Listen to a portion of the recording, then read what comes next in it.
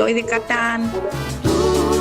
Un saludo a Paso de los Libres, lo prometido es deuda, un pacto de sangre de Charly Escalante, suena Paisaje en la versión de Abel Pintos, Karina y la Delio Valdés. Mirá si se habrán juntado potencia. Un abrazo a todos los pibes de la Delio Valdés, que además de ser cooperativistas, algunos de ellos son hinchas de Atlanta. Todas las bendiciones del mundo juntas van a tener estos pibes. Bueno, un beso grande a los pibes de la Delio Valdés. Y vamos a hablar de lo que sucede en materia de derechos humanos. Ustedes saben que venimos de una semana muy jodida. No encuentro otro sinónimo. No voy a hacer el esfuerzo de encontrarlo porque creo que lo define bien. Tiene que ver con la intervención de la Universidad de las Madres. Tiene que ver con el intento de desjerarquizar la consumado de desjerarquizar la Secretaría de Derechos Humanos a Subsecretaría. Tiene que ver con el avance sobre el predio de la ESMA, con el cierre y vaciamientos de programas de Memoria, Verdad y Justicia. Te agrego uno más. Esta misma semana recibimos la orden de desalojo para que el Grito del Sur deje de funcionar en el Centro de la Memoria Virrey Ceballos. Es todo un combo de políticas de ataque contra lo que durante años hemos sabido construir como pueblo en materia de memoria, verdad y justicia, y que es nuestro orgullo ante el mundo. Para hablar de esta situación tenemos en conexión a Paula Eugenia Donadío, quien es trabajadora de la Secretaría de Derechos Humanos en la Dirección de Sitios y Espacios de Memoria, justamente, e integrante de la Junta Interna de ATE en el Ministerio de Justicia y Derechos Humanos. Hola Paula, ¿cómo estás? Yair Sibel te saluda. Hola Yair, buenas tardes.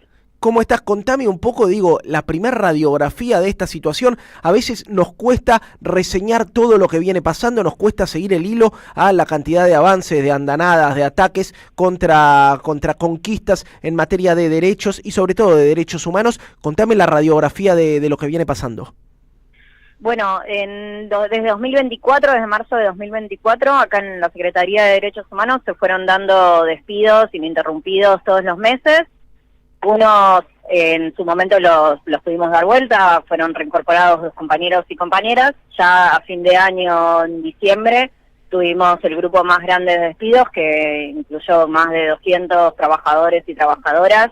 Y al día de hoy, hasta marzo de 2025, tenemos contabilizados más de 400 despidos de todas las áreas de la Secretaría, lo cual en la práctica y en la diaria para nosotros implica, sumado a pases o jubilaciones o incluso renuncias de compañeros que prefirieron no seguir o buscar otros rumbos, significa que más de la mitad de la planta de la Secretaría de Derechos Humanos ya no está en la Secretaría de Derechos Humanos. Y lo que está sucediendo en este momento, que fue lo anunciado la semana pasada en 34 segundos por el vocero presidencial Adorni y después por un comunicado del Ministerio de Justicia, es la rebaja, la degradación del organismo que era una Secretaría de Derechos Humanos a Subsecretaría.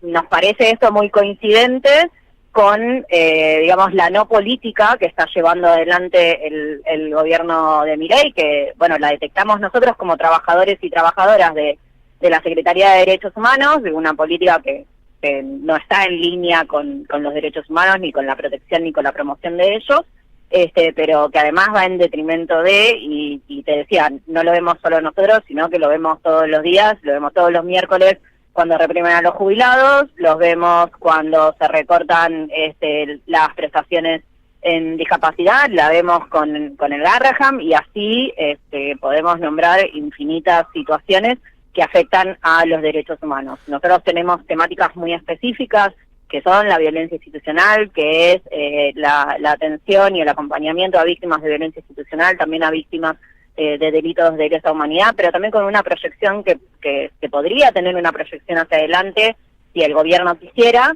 hacia adelante, con nuevos proyectos, con nuevas líneas de trabajo. Bueno, eso no está sucediendo, no estamos pudiendo ni hacer lo que veníamos haciendo, que fue ratificado por el gobierno, pero tampoco podemos abrir nuevas líneas de trabajo, que uno entendería que es lo que quiere el gobierno. Pero bueno, en esa situación, digamos, esa es la radiografía al día de hoy de la situación de la Secretaría. Paula, me detengo un poco en un lugar icónico para los derechos humanos, incluso señalado por la UNESCO por su importancia para la no repetición del genocidio que vivimos en Argentina, que es la Exesma. Quiero aclarar que obviamente no es el único sitio y espacio de memoria, hay un montón, sí es uno muy, muy significativo, sobre todo para quienes vivimos en la ciudad y en la provincia de Buenos Aires. En Córdoba tienen, en Corrientes tienen el Regimiento 2, en Córdoba tienen también espacio de memoria, el Faro de Mar del Plata, digo, en todo nuestro país hay, pero la Exesma tiene un peso muy especial. Quiero preguntarte por la situación del predio y qué creen que podría llegar a pasar allí. Bueno, específicamente sobre la Exesma, pero como vos bien decís, de la Secretaría de Derechos Humanos dependen entre 7 y 8 espacios de memoria, algunos que son proyectos. Por ejemplo, había uno que está muy relacionado, si lo vemos hoy, con la serie con la serie El Eternauta, que tiene que ver con el Vesubio, que es donde estuvo secuestrado Héctor Oesterheld.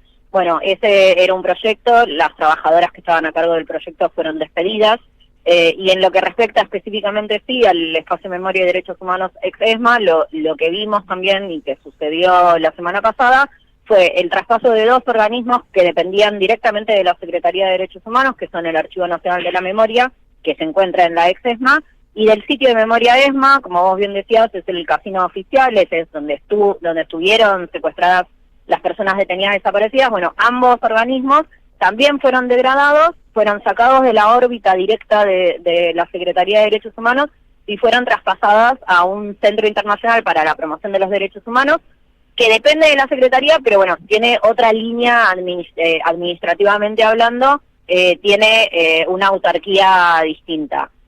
Así que lo que en este momento se nos presenta más que nada con respecto a estos 2 lugares es la incertidumbre. No sabemos cómo va a quedar la estructura de la Secretaría de Derechos Humanos. Adorni adelantó un 30% de reducción de personal. Tampoco sabemos cómo van a quedar las estructuras del archivo ni del sitio de memoria ESMA, teniendo en cuenta lo que te decía antes, que todos los equipos de trabajo fueron reducidos prácticamente a la mitad con los despidos. Así que estamos mirando muy atentamente también esta situación. Paula, contame, para quien se suma recién, estamos hablando con Paula Donadío, que es parte de la Junta Interna de ATE en el Ministerio de Justicia y Derechos Humanos, es trabajadora de la Secretaría de Derechos Humanos.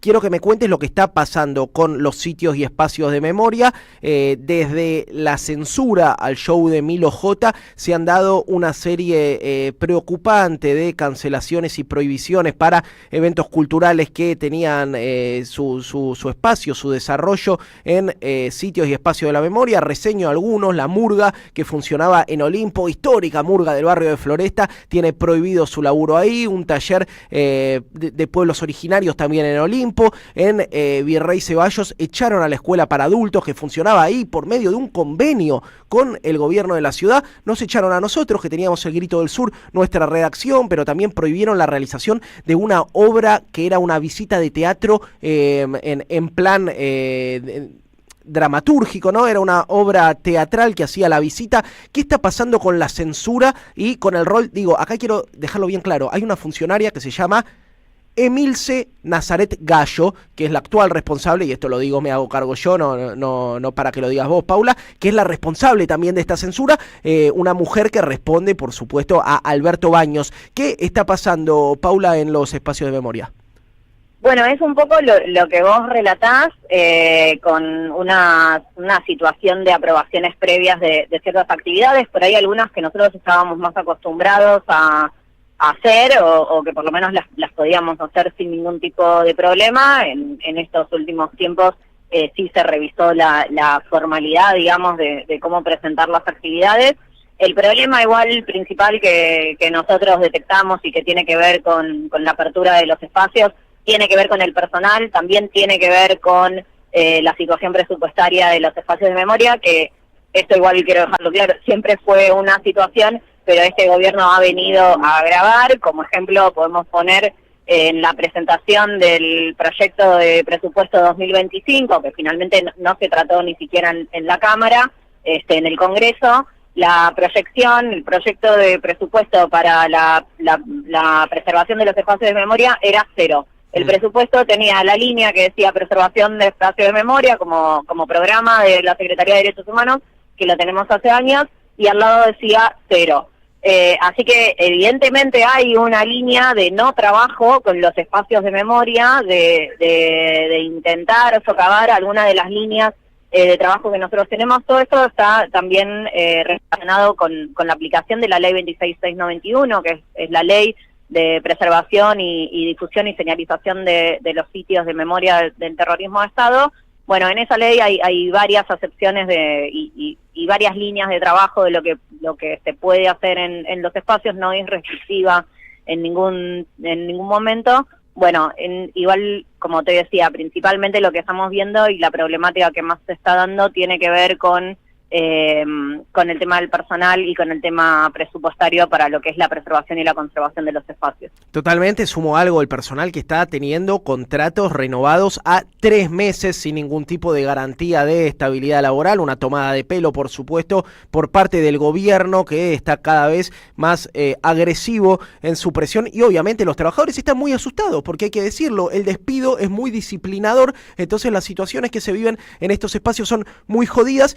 Te sumo una reflexión personal. Lo que quiere este gobierno es convertir primero esos espacios en museos, o sea, que no haya vida política alrededor, que es el espíritu de la ley 26691, que la comunidad pueda habitarlos, ocuparlos, que las mesas políticas de los sitios sean las que también colaboren en la direccionalidad política de esos espacios, para después cerrarlos. No hay duda que quiere eso, trabajadores con contrato de 3 meses, para que el día de mañana, cuando ganen un poco más de fuerza, puedan llevarse puestos a estos espacios. Paula, contame un poco cómo viene el plan de lucha que están pensando para cerrar de aquí en adelante.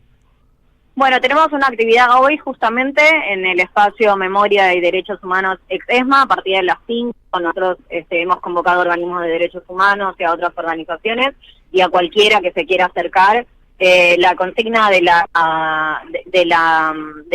actividad creemos que abarca obviamente muchísimo más de lo que es secretarías, que esperamos que se acerque gente y que venga a acompañar. Los derechos humanos no se degradan por decreto. A partir de las 5 acá en Libertador 8151 los vamos a estar esperando. Nosotros estamos, como vos decís, con las complejidades del caso, ¿no? De estar bajo este gobierno, realizando asambleas, realizando reuniones.